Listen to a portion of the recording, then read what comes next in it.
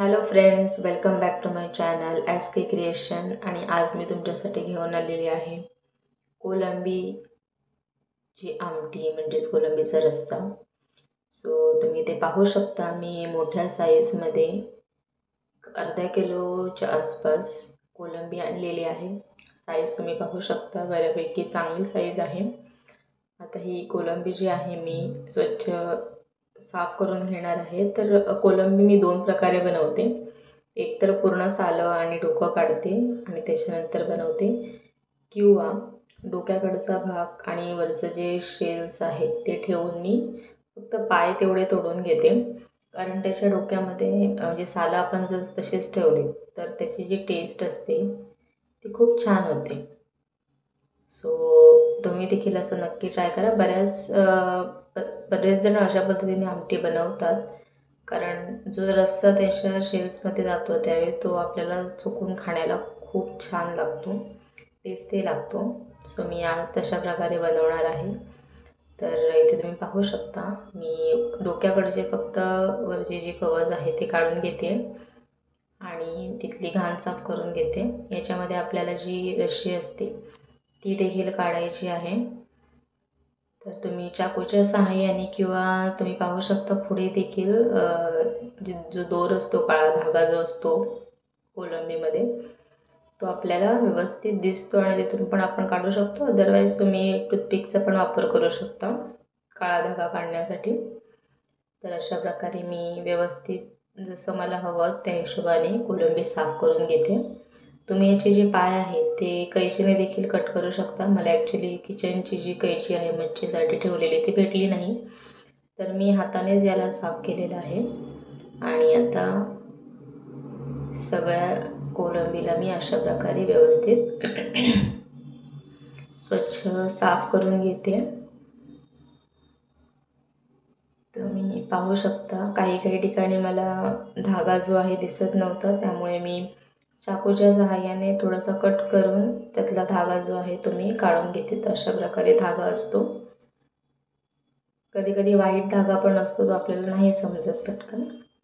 तर मी स्वच्छ अशी कोलंबी धुवून घेतली आहेत आणि इथे मी कांदा, टोमॅटो आणि लसूण आणि खोबरं याचं वाटण करून घेतले आणि ही मी धुतलेली कोलंबी एका भांड्यामध्ये काढून ठेवली. याच्यामध्ये मी मसाल्यामध्ये जे आहे हिरवा मसाला देखील घातलात आणि बेडगी मिरची पण घातली, थोडी कलर येण्यासाठी, हळद, लसूण, कांदा आणि खोबरं. आणि थोडंसं कढईमध्ये तेल टाकून मी ते जे वाटण आपण बनवलेलं ते मी फोडणीला घालते इथे. आणि व्यवस्थित तुम्हाला ज्या कन्सिस्टन्सीमध्ये आमटी बनवायची आहे, ग्रेव्ही बनवायची आहे, त्या कन्सिस्टन्सीमध्ये तुम्ही बनवू शकता. मी थोडीशी पातळ केलेली, कारण मला असं वाटलं थोडंसं वाटण कमी झालं आणि जास्त पण सुकं कसं भातासोबत खायला नाही जमत, कमी पडतं, म्हणून मी थोडंसं पाणी जास्त घातलेलं.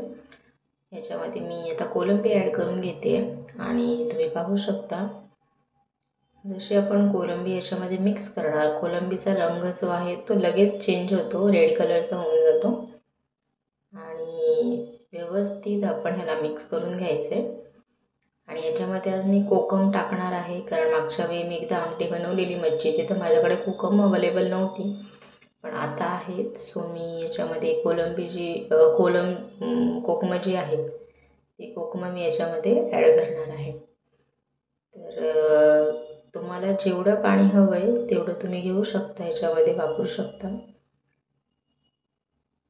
मी थोडंसं 1-2 कड येण्यापुरतं त्याला थोडंसं गॅसवर ठेवलं आहे. आणि त्यानंतर मी जे मिक्सरचं भांडं होतं त्याच्यामध्ये जे पाणी वाटण राहिलेलं ते मी धुवून याच्यामध्ये ॲड केलेलं आहे.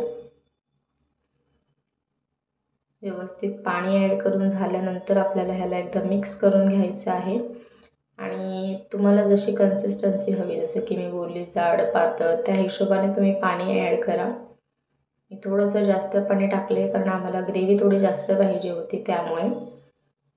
आणि आता ह्याला मी व्यवस्थित मिक्स करून घेते. तुम्ही पाहू शकता, थोडीशी थिक वाटते मला आमटी, तर याच्यामध्ये मी थोडंसं अजून पाणी ॲड करते आहे. की जेणेकरून कन्सिस्टन्सी जशी मला हवी आहे तशी होऊन जाईल. ॲक्च्युली थोडी जाड कन्सिस्टन्सी असेल तर अजून छान लागतं, पण जसं की मी तुम्हाला बोलली माझा कन्सर्न थोडंसं कमी पडेल असं मला वाटतं, म्हणून मी थोडंसं पाणी ॲड करते. अदरवाईज तुम्ही याच्यामध्ये थोडं जाडसरच बनवलं तर अजून छान लागेल.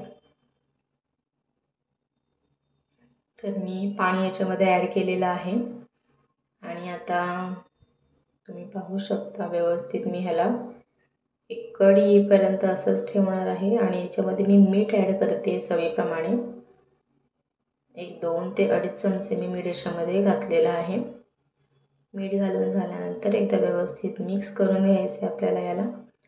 आणि मिक्स केल्यानंतर याच्यामध्ये मी ॲड करणार आहे कोकम. कोण कोण मच्छीच्या आमटीमध्ये कोकम वापरतं तुम्ही नक्की कमेंटमध्ये सांगू शकता. कारण बरेच जण जे आहेत चिंचेचा आगळा पण वापरतात, काही जण कोकम पण वापरतात.